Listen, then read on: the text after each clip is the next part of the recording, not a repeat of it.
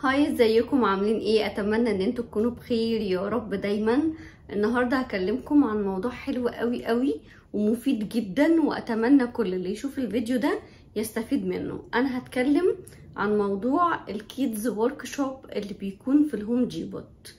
ناس كتيرة بتبقى مش عارفة ايه ده، ناس كتيرة اصلا ما تعرفش حاجة عنه. واللي يعرف بيسأل طب هو بيكون فين وازاي وامتى وايه الاطفال السن المناسب، يعني يبتدوا من سن كام والكلام ده كله هنعرفه في الفيديو. في الهوم ديبوت طبعا لو كل واحد جنبه فرع من الهوم ديبوت او يعمل سيرش يشوف فين اقرب فرع ليه. بيبقى كل يوم سبت، اول سبت من كل شهر ورك شوب للكيدز، بيعملوا اكتيفيتي. الاكتيفيتي دي بتبقى عبارة عن لعبة بتكون مكونة من الخشب، هم بيجمعوها، بيبقى في ماب عشان خاطر يتتابعوا الخطوات يكونوا ازاي اللعبة بتاعتهم. بيبقى في هناك الوان علشان خاطر بعد ما بيخلصوا ويركبوا اللعبة او الحاجة اللي هما بيعملوها يروحوا اذر تيبل علشان خاطر يلونوا بالالوان اللي هم عايزينها. بيبقى فيه كذا لون وكل طفل على حسب ما هو عايز. اللي بيروح اول مرة بيبقى فيه كيس كده هو مقفول، بيبقى فيه مكونات اللعبة، بيبقى فيه، هي بتبقى عبارة عن خشب، بيبقى عبارة عن سكرو اللي هو المسامير يعني، وبيبقى فيه الورقة اللي بيبقى فيها الخطوات علشان خاطر اللعبة. وكمان بيبقى فيه بادج بياخدوه بيلزقوه على المريالة علشان خاطر كل مرة بيبقى يشوف هو معاه كام بادج حصل عليه. وبعد 10 مرات هما بيدوهم سبيشال بادج، ده بيقول ان هو عمل 10 لعب معاهم. هنشوف فيديو انا كنت مصوراه لاولادي وللمكان هناك، ازاي هما بيبقوا موجودين، ازاي بيعملوا اللعبة، المكان بيبقى عبارة عن ايه، كل ده الناس بتبقى عايزة تعرفه. لو انتوا عندكم اي اسئلة او حاجات انا ممكن اكون نسيت اقولها في الفيديو اكتبولي وانا هرد عليكم.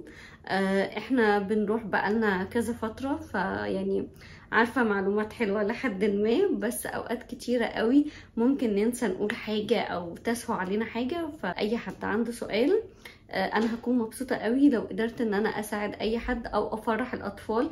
بجد الاطفال كلها بتبقى فرحانة قوي ان هي بتعمل حاجة بايديها وفي نفس الوقت بتروح بيها البيت وتلعب بيها. الموضوع ده بيبقى فور فري، هما مش بياخدوا اي حاجة ولا بيطلبوا اشتراك ولا بيطلبوا اي حاجة خالص. هناك بيبقى فيه تولز زي المفكات، زي الشاكوش، زي وايبس لو هم مثلا احتاجوا نابكن، اي حاجة بتبقى موجودة هناك. في معلومة كمان حابة ان انا اقولها لكم قبل ما انسى، يا ريت ان انتوا تلبسوهم اي حاجة مش هتزعلوا عليها لو جه عليها بوهية او جه عليها الوان مكان ما هم بيلونوا. ممكن كمان تستغنوا عن طقم هما بيكونوا مثلا بيلبسوه، ده تخلوه زي يونيفورم كده، هما رايحين الهوم ديبوت فيلبسوا الطقم ده بحيث ان انتوا تسيبوهم على حريتهم خالص. لو جه عليها بوهية او الوان او اي حاجة انتوا مش تكونوا زعلانين، وفي نفس الوقت الاولاد يكونوا على حريتهم اكتر وبراحتهم. اي نعم هما بيبقوا معاهم مريالة، بس طبعا المريالة مش بتغطي كل حاجة. انتوا عارفين الاطفال في السن الصغير ده بتحب ان هي تلون بايديها وتستخدم بايديها، وفي نفس الوقت مش بيخلوا بالهم من كل حاجة. فدي كانت نصيحتي بالنسبة للهدوم، عشان انا جربت هم راحوا قبل كده وبوظوا هدومهم، بس اتس اوكي. بجد بجد متعة جميلة قوي، الاطفال بيستمتعوا. تعالوا دلوقتي نشوف مع بعض الفيديو ونشوف المكان هناك ونشوف هم بيعملوا الحاجة ازاي، وهحط لكم كمان بعض صور التولز بعد ما بتخلص بتبقى عاملة ازاي. يلا بينا.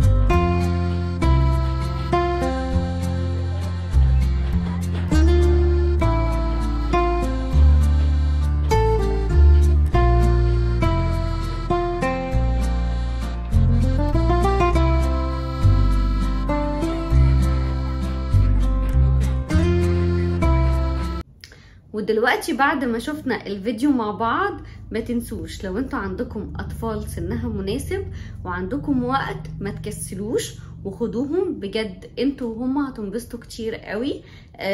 بتبقى يعني اكسبيرينس حلوه للطفل. اشجعكم ان انتوا تروحوا.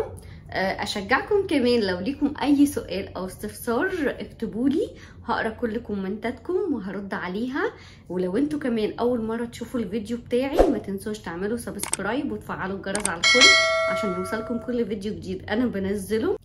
ولو انتوا اوريدي مشتركين في القناه، ما تنسوش تدعموا الفيديو بتاعي بلايك وسيبولي رايكم في الكومنتات. انتوا عارفين ان انا بشوف الكومنتات بتاعتكم وبفرح بيها كتير. دلوقتي اقول لكم باي باي، وانتظروني في فيديوهات تانية كتير اتمنى ان هي تعجبكم. باي باي.